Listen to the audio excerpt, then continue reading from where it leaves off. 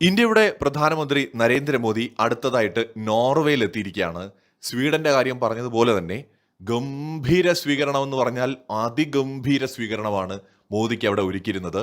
നോർവേയുടെ പ്രധാനമന്ത്രി നേരിട്ട് വിമാനത്താവളത്തിലെത്തി ചുവന്ന പരവതാനി വിരിച്ച് മോദിയെ സ്വീകരിച്ചു. അതായത് 43 വർഷത്തിനിടെ ഈ നോർഡിക് രാഷ്ട്രത്തിലേക്ക് കാലുകുത്തുന്ന അല്ലെങ്കിൽ എത്തുന്ന ഇന്ത്യൻ പ്രധാനമന്ത്രിയാണ് നരേന്ദ്രമോദി. 43 വർഷമായി ഒരു ഇന്ത്യൻ പ്രധാനമന്ത്രി നോർവേയിലെത്തിയിട്ട്. അതുകൊണ്ട് തന്നെ തികച്ചും രാജകീയമായ സ്വീകരണമാണ് മോദിക്ക് ഒരുക്കിയിരുന്നത്. പ്രോട്ടോകോൾ ലംഘിച്ചുകൊണ്ടാണ് മോദി വിമാനത്താവളത്തിൽ വന്നിറങ്ങിയപ്പോൾ നോർവേയുടെ പ്രധാനമന്ത്രി നേരിട്ട് വന്ന് ഇന്ത്യൻ പ്രധാനമന്ത്രിയെ സ്വീകരിച്ചത്. ഇത് നോർവേ ഇന്ത്യൻ പ്രധാനമന്ത്രിക്ക് നൽകുന്ന വലിയ ആദരവിന്റെ സൂചനയാണ്. നോർവേ പ്രധാനമന്ത്രിയുമായിട്ടും അതോടൊപ്പം തന്നെ ഹരാൾഡ് 5ാമൻ രാജാവുമായിട്ടും സോണിയ രാജ്ഞിയുമായിട്ടും മോദി കൂടിക്കാഴ്ച നടത്തുമെന്നും റിപ്പോർട്ടുകൾ വന്നിട്ടുണ്ട്. ഇന്ത്യയും നോർവേയും തമ്മിൽ വളരെ ശക്തമായ സാമ്പത്തിക സാങ്കേതിക പങ്കാളിത്തം ഓൾറെഡി നിലവിലുണ്ട്. 2024 കണക്കനുസരിച്ച് ഇരു രാജ്യങ്ങളും തമ്മിൽ ഏകദേശം $3 ബില്യൺ അടുത്ത് ഉഭയകക്ഷി വ്യാപാരം നിലവിൽ നടക്കുന്നുണ്ട്. നോർവേയുടെ government pension fund global Indian മൂലധന വിപണിയിൽ ഏകദേശം $28 ബില്യൺ ആണ് നിക്ഷേപിച്ചിരിക്കുന്നത്. അതിൽ നിന്ന് തന്നെ ഇന്ത്യയും നോർവേയും തമ്മിലുള്ള സാമ്പത്തിക സഹകരണം എത്രത്തോളം ശക്തവും വിശ്വാസത്തിൽ അധിഷ്ഠിതവുമാണെന്ന് നമുക്ക് മനസ്സിലാക്കാവുന്നതേ ഉള്ളൂ. അതുമാത്രമല്ല, നിലവിലെ ഇന്ത്യയും നോർവേയും കടൽ തീര വ്യവസായങ്ങളുടെ കാര്യത്തിലും കപ്പൽ നിർമ്മാണത്തിന്റെ കാര്യത്തില് ബ്ലൂ എക്കണോമിയുടെ കാര്യത്തില് പുനരുപയോഗ ഊർജത്തിന്റെ കാര്യത്തിലൊക്കെ പരസ്പരം പ്രധാനമായി സഹകരിക്കുന്നുണ്ട്. ഇന്ത്യയും നോർവേയും തമ്മിലുള്ള ബന്ധം കൂടുതൽ ശക്തമാക്കുക എന്ന ലക്ഷ്യം നരേന്ദ്രമോദിയുടെ ഈ സന്ദർശനത്തിന് പുറകിലുണ്ട്.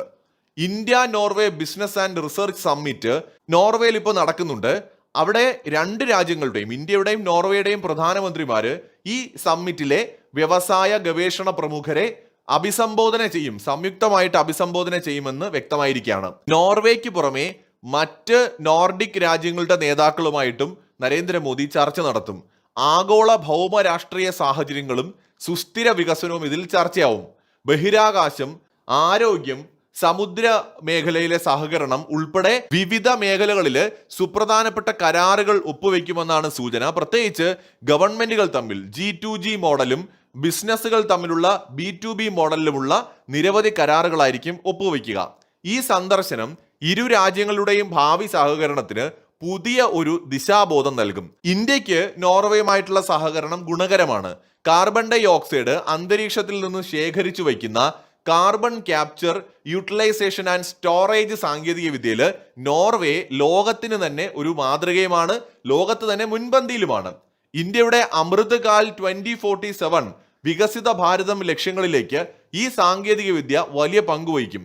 അതോടൊപ്പം തന്നെ പരിസ്ഥിതി സൗഹൃദ ഊർജ ഉൽപാദനത്തിൽ നോർവേയുടെ സാങ്കേതിക വിദ്യ ഇന്ത്യക്കും കൂടി ഷെയർ ചെയ്യും.